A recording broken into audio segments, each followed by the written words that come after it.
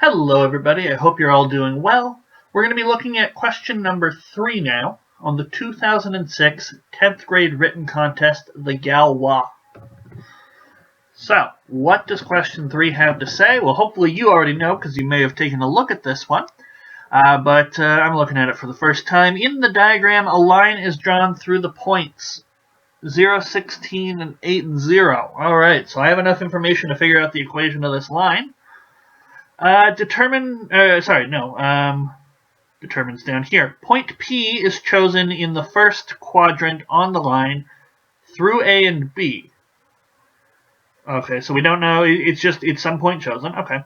Point C and D are then chosen on the x and y axis respectively, so that PDOC is a rectangle. All right. So C is just going to be whatever x coordinate P is, 0, and D is just going to be whatever y coordinate P is, 0y. All right. Question A, determine the equation of the line through A and B. That's fine, not that hard. Determine the coordinates of the point P so that PDOC is a square. That won't be too bad once we have the equation of the line. We'll have a general expression for P. And then we just need PC to be the same as PD, so the x and y coordinates of P will have to be the same. And then C, determine the coordinates of all points P so that can be chosen so the area of the rectangle PDOC is 30. And that will likely involve a quadratic. Okay, so let's get cracking here with question 3. So I want the equation of the line. And we're at 0, 16, and 8 is 0. So we could do things like slope is rise over run. I think that's probably the most straightforward. So we'll get M is rise over run. So it's the difference in the y coordinates over the difference in the x coordinates. It's sloping down and to the right, so it should be negative. That's just a mental check we can make. And 16 over negative 8 is indeed negative 2. And we already know the y-intercept from over here, so we'll just say A gives the y-intercept. So the line has equation y equals negative 2x plus 16, and maybe just double check, plug in 8 here. 8 times negative 2 is negative 16, plus 16 is the y coordinate of 0. Alright, so now we have point P here.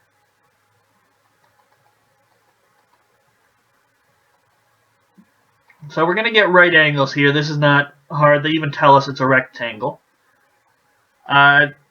So P has coordinates. I'm going to call the y coordinate of P P. And once I know since it's on the line, I know that it's so its x coordinate is P. Plug in P here. Negative 2P plus 16 is the y coordinate. Okay.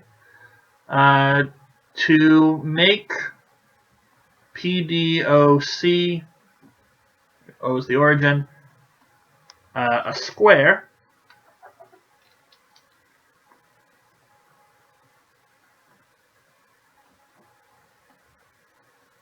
we must have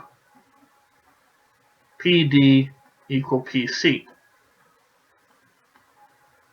But D has coordinates 0. It's going to have the same y coordinate. 0, negative 2P plus 16. And C has coordinates P0. So PC, if they're at the same x coordinate, it's just the difference in the y coordinates, which is negative 2P plus 16.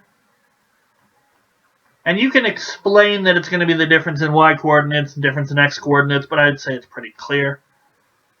So now we got the difference in x coordinates. So p minus 0, which is equal to p. I suppose you could say, well, you may need to say P is in the first coordinate, or sorry, first quadrant.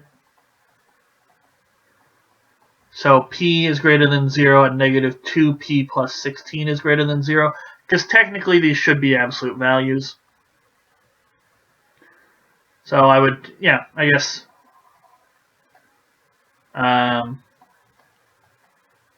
since P is in first quadrant, we know P is greater than 0, negative 2P plus 16 is greater than 0. So these are the absolute values. So, okay, that works out. Because you could have chosen a P sort of somewhere down here on the line, and then it's not going to be the y-coordinate of P minus the y-coordinate of C that's positive. It's going to be the other way around. But we don't have to worry about that. If you didn't mention that, that's maybe 1 mark loss, but I very much doubt it. Although it's 3, so they're being a bit more sticklerish.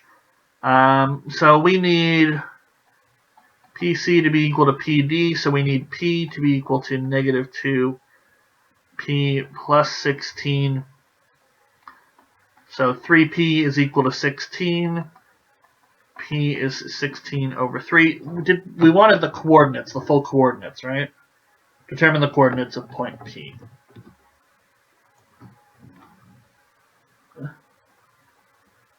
So P having coordinates,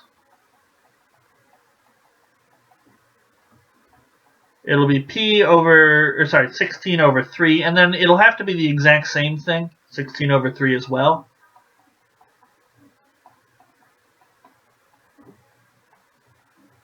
You can either plug the 16 over 3 back into negative 2P plus 16, or you could realize, well, back here. Or you could realize, well, the p-value that we get is going to be the same as the negative 2p plus 16, which already is the y-coordinate. That would be fine too. So I'll say will do, or will give us PDOC being a square, whatever we want. Okay, now we wanted, for C part, the area of the rectangle to be 30. Determine the coordinates of all points P that can be chosen so the area PDOC is 30. Alright, so once again, we know PD, we know PC. We want the area to be 30. So we want 30 to be the area of PDOC, but it's a rectangle, so we know this is PD times PC. And we just talked about it because P is in the first quadrant. We know that this is going to be P times negative 2P plus 16. So that's negative 2P squared plus 16P. I'm going to rearrange. I'm going to bring everything over to the left-hand side. So that becomes 2P squared minus 16P plus 30 must be equal to 0. And I'm going to divide by 2 just to make my life a little easier.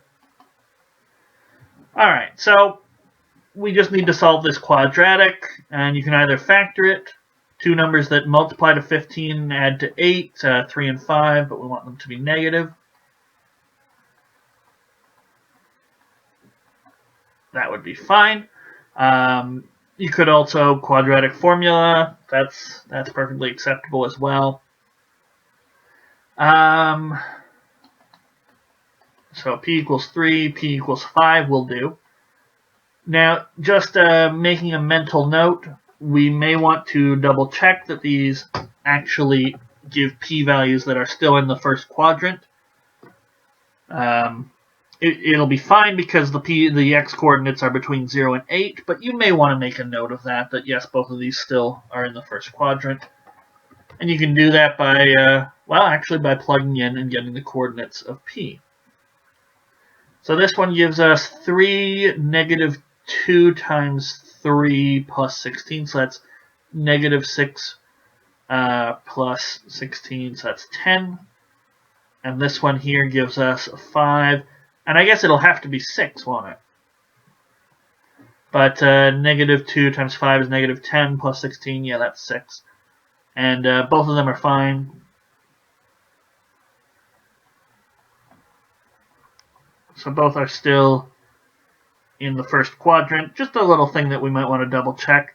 If we were doing something like a Cayley contest, I could very easily see us getting 2 answers out just from the quadratic, but then having to remember, oh, one of them has to, they still both have to satisfy the original condition that were in the first quadrant, and so you might have to throw one of them away.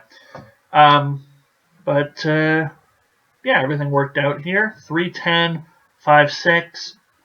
So that's really it. Not a whole lot to do here with 3. It wasn't a particularly lengthy question. I imagine that to make up for it, 4 will probably be lengthy, but we will find out about that in the next video. So thank you guys for watching, and I will see you next time.